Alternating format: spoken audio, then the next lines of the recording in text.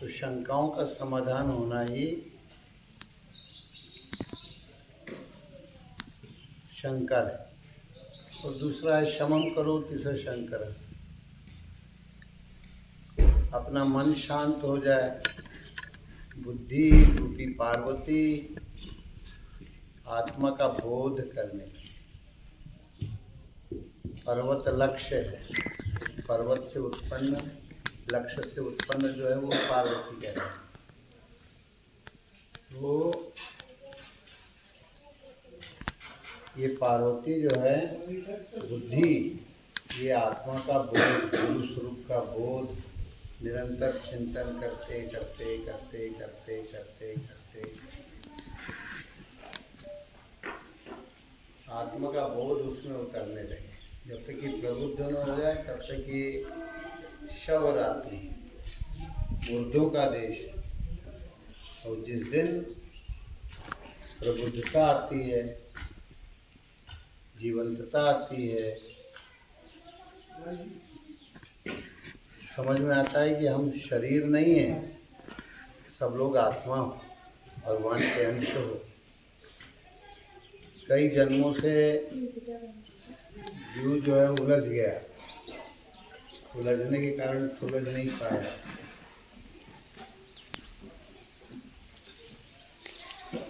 सुलझ नहीं पाया तो भटका भटका घूमता रहा।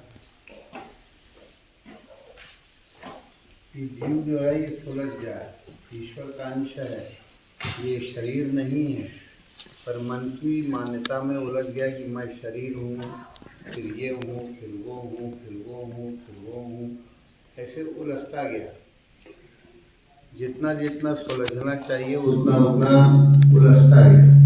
इस उलझने की क्रिया का नाम अज्ञान, अविद्या, भ्रम, भूल भुलैया। इसी भूल भुलैया में जीव कई जन्मों से भटका है और भटकता जा रहा है।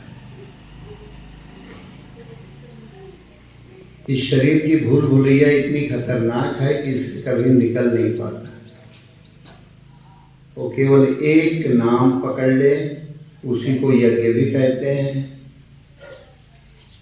यज्ञ कहने का मतलब ये, तो बाहर अग्नि जागृत की जाती है, अपने कर्मों की लकड़ियां सब उसमें हवन की जाती हैं, और अपनी श्रद्धा जो है, जितना ज्ञान का था उसकी बलि दी जाती है। अज्ञान रूपी पशु की जो शरीर को मन को, बुद्धि को जकड़न में, भटकन में पाशबद्ध किए था। अष्टपाश पड़े हुए थे मन के विचारों में। तो ये इस पशु की बलि दी जाए। ममता बलि पशुदेव, अहमता ममता जो है ये इसी अहंकार की बलि देना है। अज्ञान से ये जीव शरीर का अहंकार पा ले और ये गुरु भाव में विलीन हो जाए, तो मन तो भागता है, उसको कैसे रोका जाए? यज्ञ कैसे किया जाए? कहते यज्ञ दान तप कर्म त्याज्य कार्य में उतर। इनको कभी नहीं त्यागना चाहिए। यज्ञ दान तप कर्म पावनानी मनीषिणाम, न कभी यज्ञ का। तो यज्ञ क्या है? ये तो पवित्र करने वाली तीन चीजें हैं, इनको कभी त्यागना नहीं चाहिए।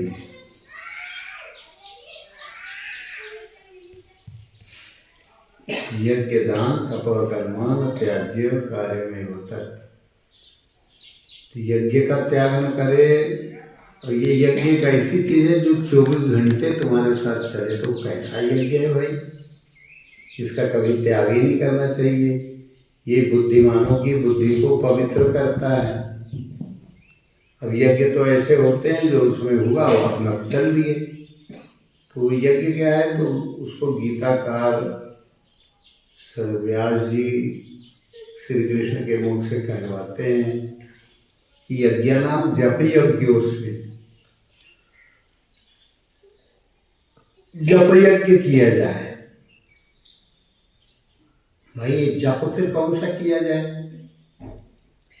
अपने आराध्य का निरंतर चिंतन हो, इसको जप कहते हैं। कोई एक नाम पकड़ लिया जाए, बीज मंत्र पकड़ लिया जाए, तो यज्ञदान का कर्म में ओम का उच्चारण होना चाहिए।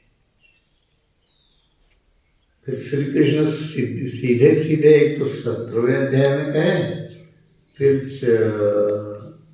8वें अध्याय में कहे ओम इति एक अक्षरम ब्रह्म व्यवहारन महामनुष्य। यज्ञ एक ऐसी चीज है जिसका त्याग नहीं होना चाहिए। 24 घंटे तुम धारण किए रहो यज्ञ को। तो वो है क्या यज्ञ? उन्हें जप यज्ञ। और फिर कौन सा जाप किया जाए? क्या ओम का जाप किया जाए। यज्ञ नाम जप यज्ञ। तो जप यज्ञ कौन सा किया जाए? ओम का। तो ओम ही का क्यों किया जाए और नामों का क्यों? गीता में तो प्रमाण है। आज शिवरात्रि है तो शिव महापुराण है। तो शिव महापुराण में स्पष्ट आता है कि ओम नमः शिवाय उपमन्यु ऋषि है। वो कहते हैं कि ओम नमः शिवाय में ओम ही प्रमुख है, नमः शिवाय गौण है, उसकी महिमा बताता है। फिर एक गुरु महाराज ने हमको अंतर जगत से बताया, वो है एक प्रमाण।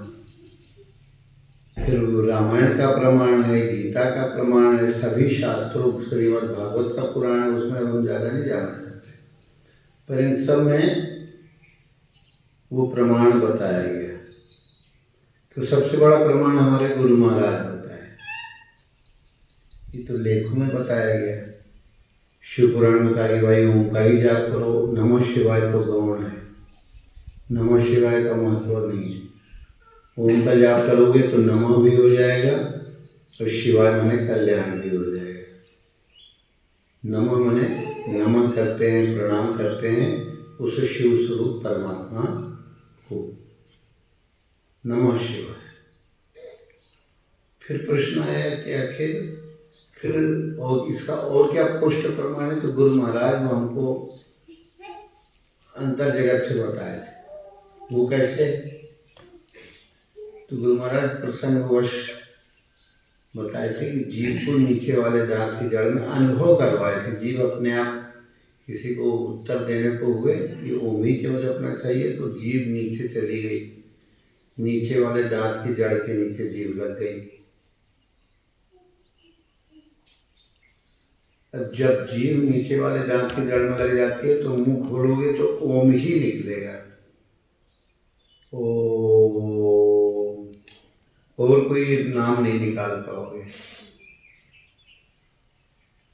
ओम ही निकलेगा। तो इस ओम नाम को अपने जीवन में धारण करो। जीव को लगाए रखोगे तो झगड़े भी नहीं होंगे, मीठा मीठा पानी आएगा।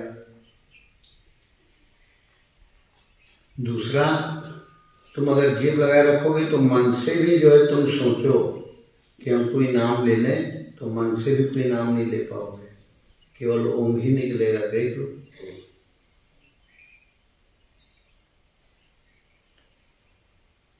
मन से जोर लगा के आराम से धीरे धीरे कोई भी नाम लेने का प्रयास करो। जीभ लगी हो नीचे दांत की, नीचे वाले दांत की जड़ के नीचे बीचों बीच।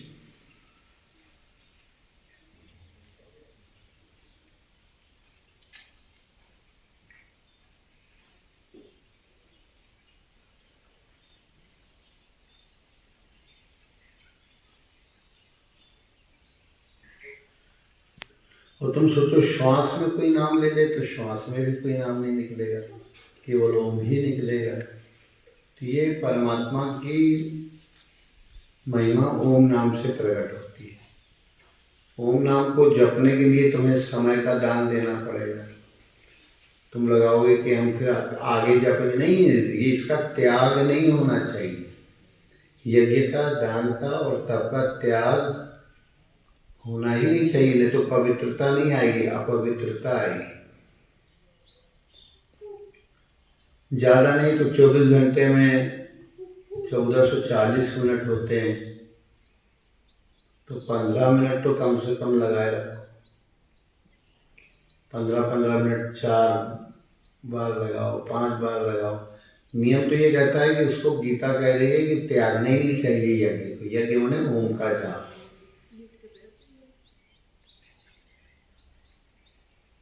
तुम अपनी श्वास जीभ लगा के देखो, कि अपने दाहिने कान से नाक की नोक के अंदर जहाँ सुनने की कोशिश करो, दाहिने कान के पर्दे से, तो ओम ही ओम सुनाई देगा। जीभ लगाओ चाहे न लगाओ, दाहिने कान के पर्दे में मन को ले आओ। चितदे शब्द सुनऊ श्रवणन लगे, उठत मधुर धुन राग रे, मुरी सुरत सुहागिन जाग रे। अपनी सुरता मन की वृत्ति सौभाग्यशाली हो जाए तो चित्त को शब्द में लगाओ। सार शब्द एक ही है, कोई दूसरा है नहीं।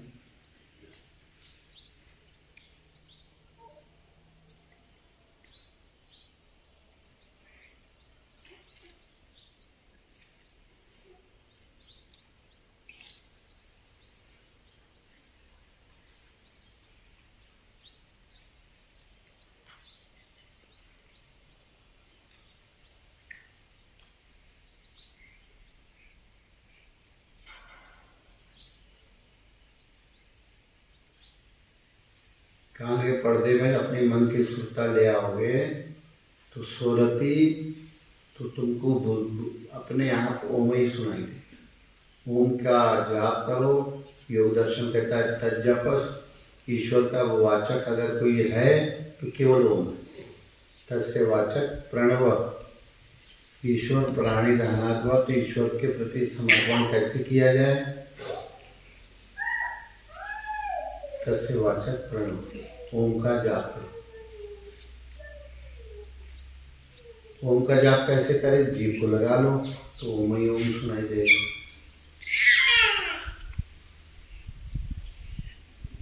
और ओम का जाप छूटना नहीं चाहिए। ये यज्ञ है, इस यज्ञ का त्याग कभी ना हो।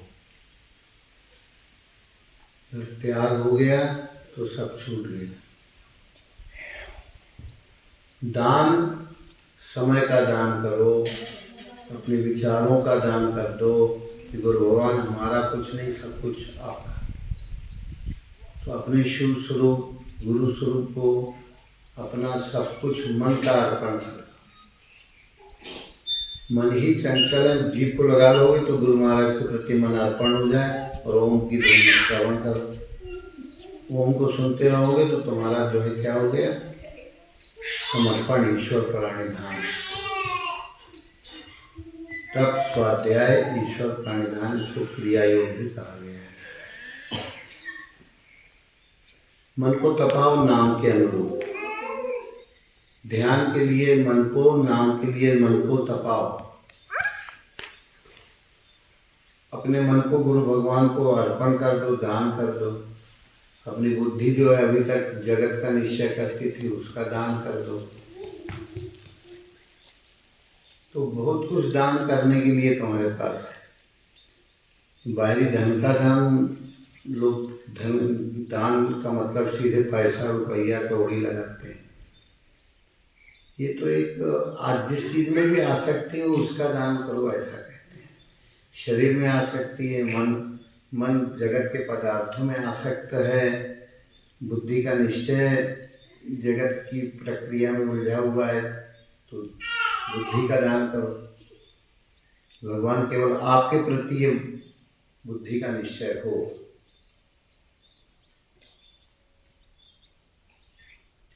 जैसे जैसे दान होता जाएगा, एक दिन में नहीं होगा, पूरा जीवन लग जाएगा दान करने में। जिस चीज़ में आसक्ति हो तो वे कहते हैं कि उसी चीज़ की आसक्ति का दान कर दो। भाव रूप में करो। जिस भी चीज़ की आसक्ति है उसका दान करने से जीव अनासक्त होता है। आसक्त होने मन चिपका हुआ है, उसका मन से ध्यान कर लो कि भगवान ये आपका, ये मन आपका। मन ही में उलझा रहता है जीव, मन में आसक्त है तो मन का दान करो। पहले समय दान तो करो कि हम 15-15 मिनट ओम का जाप करेंगे। इतना दान करोगे तो बाकी के दान फिर अपने आप धीरे धीरे बुद्धि सुलझती जाएगी, प्रकाश आता जाएगा। ये दान यज्ञ मतलब नाम जप। नाम जप के लिए समय दान करो। फिर समयदान होगा तो मन की आसक्ति, बुद्धि का अज्ञान, ये सब दान होता जाएगा। और जीव जो है भगवान शिव गुरु स्वरूप में चेले का चित्त अर्पित होके और तद्रूप ढलता चला जाएगा।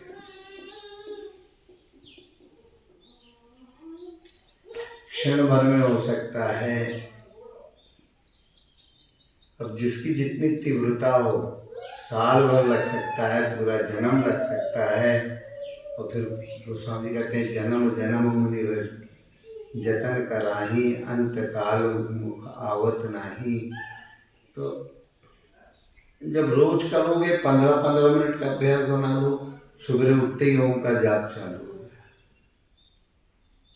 श्वास से, मन से, मुंह से करोगे तो दिखावा ज़्यादा होगा, इसलिए मन वाला तो काम गड़बड़ है। मन से दिखावा होगा, कहोगे तो मुंह से अगर कहोगे ओम ओम तो एक ये भी बकवास हो जाएगी, वास्तविकता नहीं रहेगी। इसको जीव लगा लो तो ओम के अतिरिक्त तो पूरे शरीर में और किसी नाम का संचार होगा ही नहीं।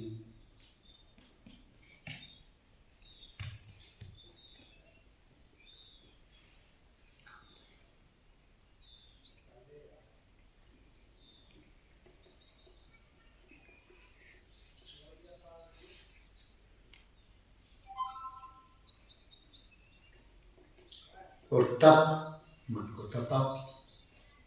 आसक्ति का त्याग करने में मन जो है तो एक फिर पौराणिक रूपक बनाए गए कहीं। हरिश्चंद्र जो है, हरि में जिसका चित्त रूपी चंद्र, मन रूपी चंद्र लगा हुआ है, वो बिल्कुल त्याग तारा करने वाली वृत्ति, उसकी उत्कंठा तेज थी। तो है भाई, ये तरने की वृत्ति तारा, इसका सही तरने का भाव है मोक्ष का कि नहीं है। उसका मन हरि में ही लगा है, भगवान में लगा है, हरिश्चंद्र हो गया। तो उसकी परीक्षा ली गई। वो अपना कुछ मानते नहीं था, तो विश्वामित्र ने जो है स्वप्न में उसको संकल्प डाला कि मैंने अपना राज्य दान कर दिया है। विश्वामित्र योगी पुरुष थे। क्या ये सही है आसक्ति मुक्त की नहीं? एक उदाहरण आता है, आध्यात्मिक रूप है, बाहर से भी उदाहरण है।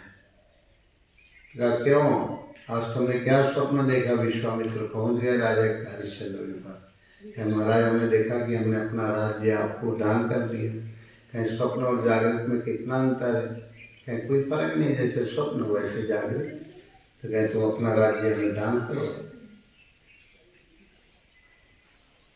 स्वप्न उन्होंने अपने योग बल से उसके अंदर डाल दिया था।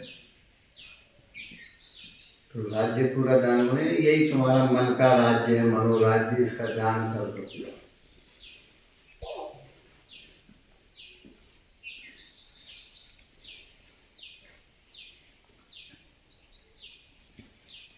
जो कुछ भी अपना माने बैठे हो, शरीर अपना माने बैठे हो, तो उसमें आता है कि उन्होंने अपना शरीर जो है वो बिकवा दिया, पुत्र बिकवा दिया, पत्नी बिकवा दी। उन्हें एक उदाहरण, कोई ऐसे शरीर बेचने का और इसका नहीं है। ये तो एक शरीर माने बिक जाए, अलग पुरुष के नाम बिकाना। मैं तो जो बिक चुका हूँ भगवान के प्रति, हेरी मैं तो प्रेम दीवानी मारो मरा। तो अलग पुरुष पद जो दिख नहीं रहा, सबको मुझे दिख रहा है ध्यान के द्वारा, तो उसके प्रति हमने अपने जीवन को दान कर दिया, अपना सर्वस्व दान कर दिया, अपनी बुद्धि दान कर दी, अपना मन दान कर दिया। मन रूपी पुत्र, बुद्धि जो करने के लिए उत्कर्षित थी वही तारा है, उसको दान कर दिया। जीव ने अपना सम्मुख होए जीवम हम जबही जन्म कोटि अविनाशी तबही दान कर दिया। चंडाल को दान कर दिया, बेच दिया चंडाल को अपने से। तो वहाँ पर मरघटा में जो है लोगों से वसूली करें। तारा है, तारा अपने रोहित को लेके जाती है, पुत्र को। इसको सर्प काल के सर्प ने दश लिया।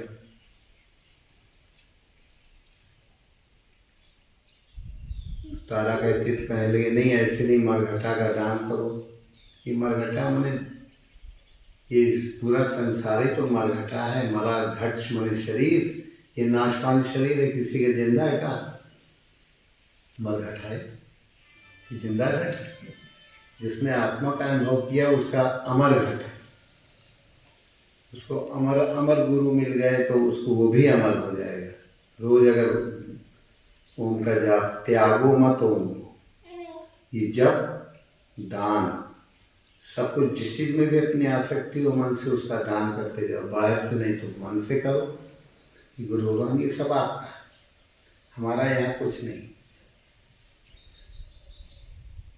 ईश्वर प्राणिधाम मतलब ईश्वर शरणागति के लिए मन से जब सब चीज़ों का त्याग हो जाएगा तब भक्ति आएगी।